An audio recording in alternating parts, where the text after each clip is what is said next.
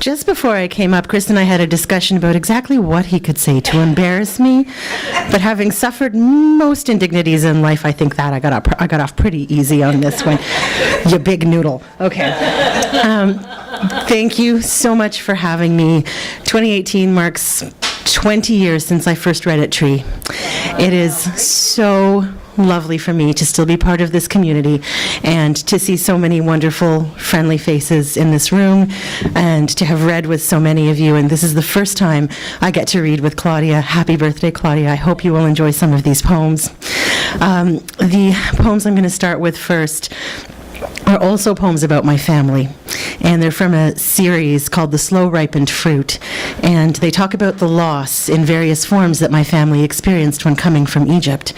And the first sequence of poems, called A Magnet, a Pin, and a Mirror, is based on a dream I had of my grandmother and great-grandmother. 1. In the dream, years after we bury them, I am walking slowly in the empty apartment so as not to make the wood floor creak. The boards so old and uneven that even in bare feet, their raised edges press into the sole. 2. Grandmother is mostly the smell of mothballs in the hallway cupboard. The cupboard full of towels and hidden Eastern chocolate that would all come out smelling the same. I was certain it would poison us. 3. Grandmother is mostly the smell of the Jean Natalie perfume she used to wear, balanced on the edge of the white pedestal sink. She is a memory of trying too hard to be too clean. The icy white honeycomb of the bathroom tile. The too bright light, the heavy switch that you had to force up and down. The narrow path between the shower and wall.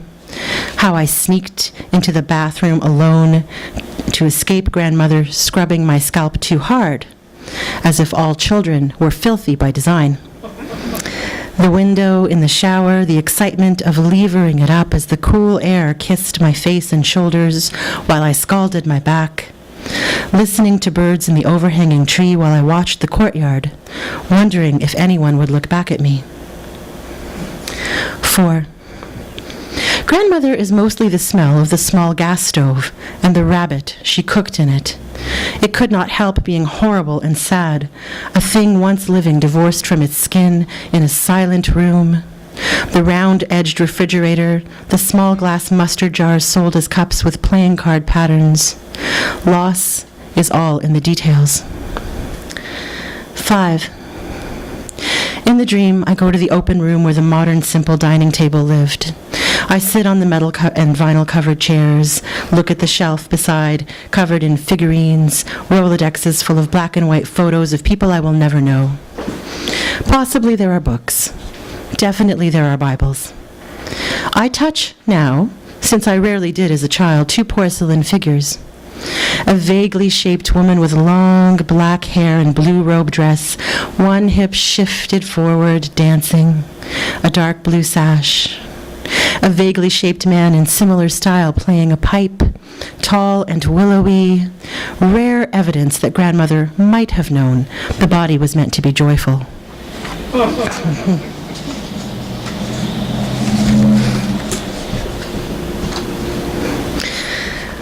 I'm watching grandmother sweep the living room floor, watching the conversation between the 2 brown couches facing each other on either side of the windows. They ignore the oblong coffee table where the TV hebdo waits to be useful. On the wall, Hummel-style needlepoints of children on flower-twined swings. Could I be as sweet and soft? The couch on the left, a hide-a-bed. My 10-year-old brain thought, Jekyll and hide-a-bed. My brain thought the pullout might eat me in the night when I visited. I would insist on the window being open so the noise of the street could comfort me, the rushing cars, the rain, heavy plastic roller blinds with scalloped and fringed edges, up and down, don't pull too hard or they'll break. When the pullout was closed, grandmother and great-grandmother would play cards at this tiny table, looking at passers-by, cheating each other to pass the time. This is where I remember my wizened apple, Esther, great-grandmother, curved over, bright eyes, welcoming my face into her hands with kisses on both cheeks, with laughter, with surprise. She lacked English, Her French vanished by the day, and Arabic she deployed rarely, the age where speech was used only in extremis. 7. Grandmother is mostly displeasure with the modern. The movement and noise of the television and offense admitted into the flat because it's important to know your enemy. With disgust, she says that people French kissing on TV look as though they eat each other. Somewhere, everywhere, the only concession, a small metal transistor radio carried from room to room, giving counsel and company to her every errand. 8. In the dream, I can hear my own breathing as I step into the bedroom, window shades down, sun coming in along the edges only. 2 enormous beds and crisp white linen waiting to receive and receive and receive the bodies of grandmother and great-grandmother. Beside hers, grandmother's sewing kit. On the nightstand, an enormous horseshoe magnet to collect stray pins before my feet could gather any more metal. I am not to play with it. In the dream, I play with it. On the leftmost side of the room, a dresser as long as the wall, a mirror as long as that, warped and darkened, a kind bit of scroll work on the edges. In one corner, a photo of St. George slaying the dragon's tail tangling around the horse's hooves. St. George looks down placidly in strength, raises his arm, hand curled round his spear. At the foot of the beds, a portrait of my grandfather, black and white, stately. I am told he clung to life long enough to hold me just once more. I wonder if this is true, and if my mother will tell me. I am small in the dream, and look up at him, as stately as they say gentle. 9. The dream is poured back into my waking heart all at once. I am a magnet. The spilled years are the pins. I can't remember the address on Descarissus, and my mother won't tell me. Says it will only cause pain. At the mirror, I wash my face with cold water from winter pipes, as cold as can be borne. When I go, there will be no one to remember.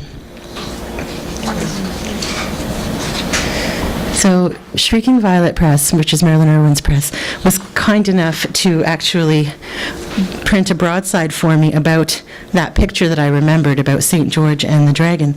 And if you don't know the story, St. George was passing through the town of Syrian, and they were plagued by a pestilent dragon that was poisoning their water supply. And to appease the dragon, they started to feed villagers by ballot, by draw.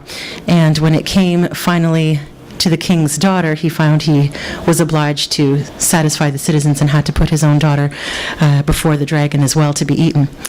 And when St. George passed and saw the girl about to be devoured, he fought and injured the dragon and told the young girl to take her girdle, take her belt, and leash the dragon with it, and they would lead it back into town, upon which he converted the citizens of Syrian to Christianity. He then slew the dragon, and where the dragon died, a healing spring of water arose. Spring.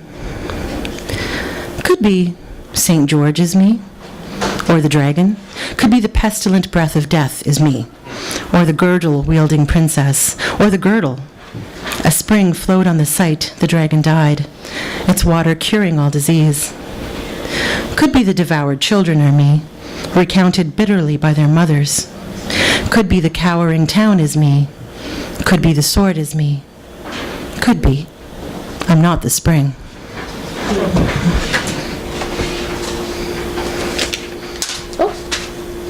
Pardon me as I litter the stage. It's okay. So some of the poems examine the loss my family went through food, because food is so critically important to Middle Eastern people. We take it seriously, don't mess around. The title of this next poem is from an Arabic saying that means that you can wish for something but that you might never get it. And it refers to the very few days when the apricot is in bloom. Bukra fil mishmish. Tomorrow in the apricot's bloom. When my mother first came to this country, there were none of the foods that grew her. No mangoes, no okra, grape leaves, no sumac mastic or mahlab for flavor, no bulgur wheat taro or pine nuts, tahina and whole dates a memory. How would she feed babies here without the kindness of rose and orange blossom water? Maybe in some tomorrow when the apricots bloom, for that one sweet blushing moment, would home follow her here. What did Canadians eat, she wondered, when my father, laden with money from work and gambling, gave her thin budgets to feed the children the cheapest foods, preserved deli ham sliced so thin you could almost see through it, smelling of brine and wet tissues. Grandmother said, as we watched TV couples kiss wildly, that they had forsaken food entirely. Ils se mangent, she said. They're eating each other, devouring an equal beast. Dégueulasse. My sister subsisted almost wholly on the undefended shins of passers-by, their screams a kind of grace. Now my mother recalls one day being summoned from her government job to the airport to investigate the frozen packs of molokhia, Egypt's national food, for the cannabis-wary customs agent, unable to find another Arab. How hard she laughed. It's a vegetable. Let this man's shipment go before it spoils and you ruin his trade. Come home with me and I'll make it for dinner. Lonely and delighted for home food, for sharing.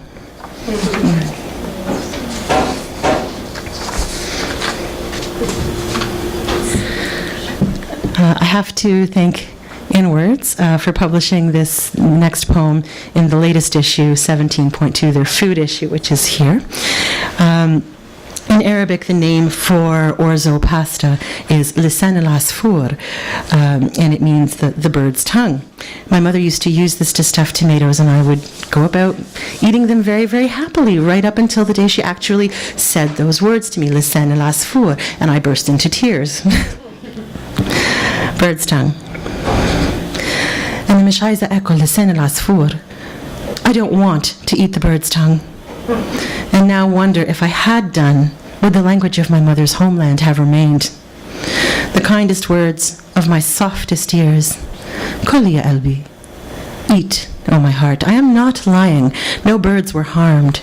Don't salt supper with your tears. Bright.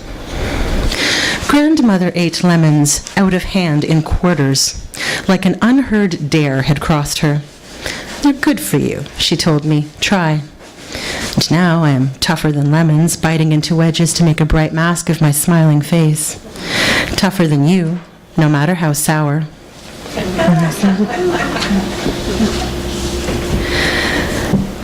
This is a poem for passing. Rehydration. I, sweetened by dates and honey, fattened on oil and bread, I, with sharp thirst for body and blood of goodly lamb, now a feast of the best organ meats for the belly-tearing teeth, did not eat fruit of the earth, suspecting she would eat me quicker, drink me dry to soothe her drought. The right plate blooms the amnesiac's palate, recalls to her from where I took this unburned phosphorus. She smelts me again for knife iron to open me, brings a dough to lick my salt, birds to bathe in slack-cupped hands.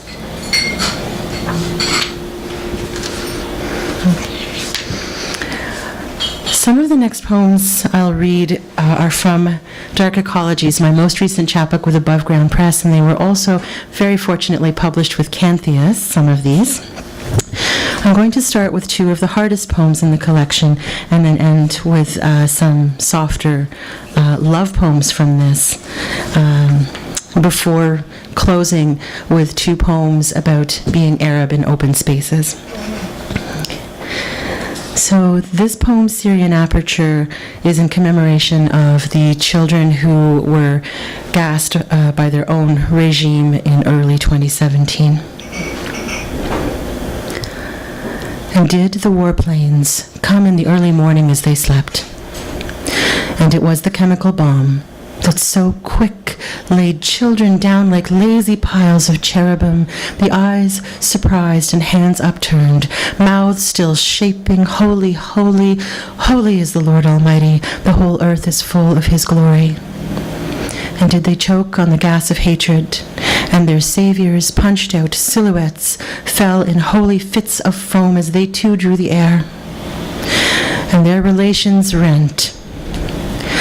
So tender were their bodies laid, one against the other, and did they seem to peer still out from behind the other's arm. And where they laid them down to rest, holy, holy Lord Almighty, the whole earth weeps, full of glory. Ah, the eye, the eye, the eye, the dullness of the eye that does not dream, the pupil forever begging light.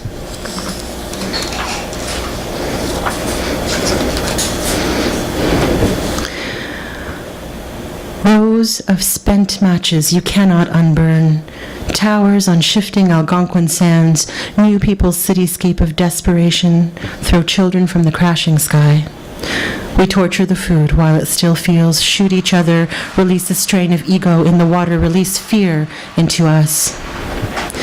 Think then that in our pants we are like Barbie, if this will sate your curiosity. Think then that we are invisible, if it will spare us from your knives a little longer. Think then that there is no difference between us, if you will let me on my way. Your dark ecologies are speaking now.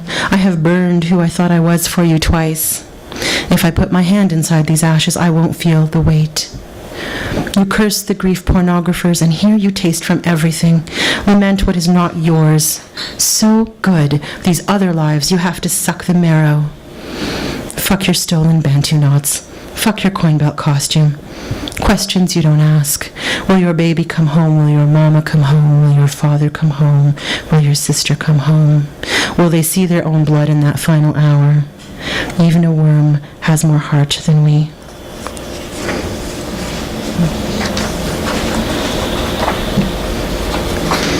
Softer poems, I promise. Matrix of Desires. You cannot even remember the taste of every woman in this room. An obsolete scribe too much looking for a new garment to bless the foundational clauses. She loves, but I am bored. She poured for me, but I spill her. We hide in the closet of your heart. How vigilant my collarbones for the miserly yoke of love. I left you a message in a bottle in the woods, and now can't look the sky directly in the eye. Did you ever read it? We are wasted ink. Now my heart is the woods, and my eyes are the woods, and my arms are the woods. This skin, archival, unrepentant, trying to root, ash and callous. Was it lovely? In these calves read Blue Nile maps, terminal stop. Here where the arms were sharp worried and needle beaks of hummingbirds tested quickness of blood are dapples, pearl and plum in onion skin. If again you touch me, this time there will be proof. The eye folds patience down into a basket. Sand body, bare pelt, black and gray.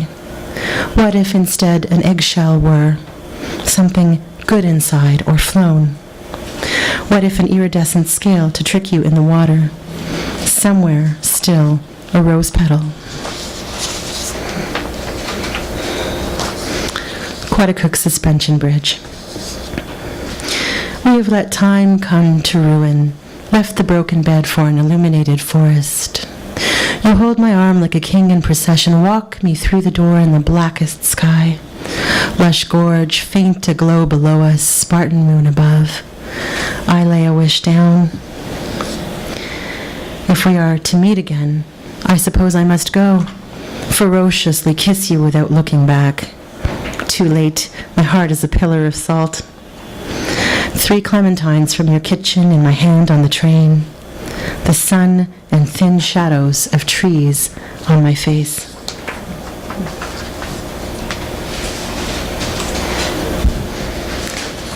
And these last two. Open spaces. She opens her niqab and takes off her gloves to shake my hand again, small and interested in compromise. I remember the first time I met her walking to her car, as a man had earlier screamed in her direction, "Take that off. You're in Canada now." Born here, a teacher. In Canada. Now. I use my body to shield her.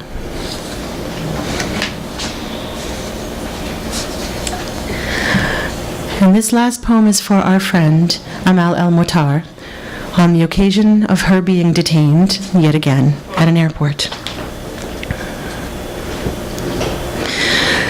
Ya Amal, it doesn't matter that we were born here, that our lives and loves were shaped here, that we grew in the plurality of a country of immigrants, a mosaic promise. Ya Amal, ma fish hub ashana henak. Amal, there is no love for us there. Though your smile is open and your name means hope, though your words free women, though the accent of your ancestors has been washed from their hearing, though their nebulas herald your stories, and you are firmly at the locus of a forward-thinking mind, these things will not protect you. You must still speak of flying while brown, of being held in rooms and questioned about your family, being forced to give up menial details. I remember the day I sat crying at Pearson, secondarily screened yet again, my body touched again by strangers, handing over my phone with my mother on the line to speak to security about where I'd been. Though, like you, I have gathered degrees, and though I am called law talker by profession, and though I remember Maher Arar and Monia Mazig so close to my age, teaching us what becomes of tyranny, of easy alliance, I remember this, and I have clipped my own wings. I will never seek a land that can't distinguish freedom from power, fear from risk. Ya Amal, ma fish hab ashana henak. Amal, there is no love for us there. Your name is a code for danger, and I recall my mother begging me not to give my children Arab names, or they too would be targets. Amal, you said that every day feels like a noose tightening around you. You said darkly that others have been through worse, that you are in the end Canadian and can choose to turn back. Except we know this isn't true, that being held without cause and also recourse is a lesson not forgotten about what may happen next that we are meant to propagate. So Amal, I will tell you that while there is no love for the Arab mind there, I will hold love in my heart for you, woman of letters, teacher of the word, poet of honey, teller of tales, my sister. Thank you.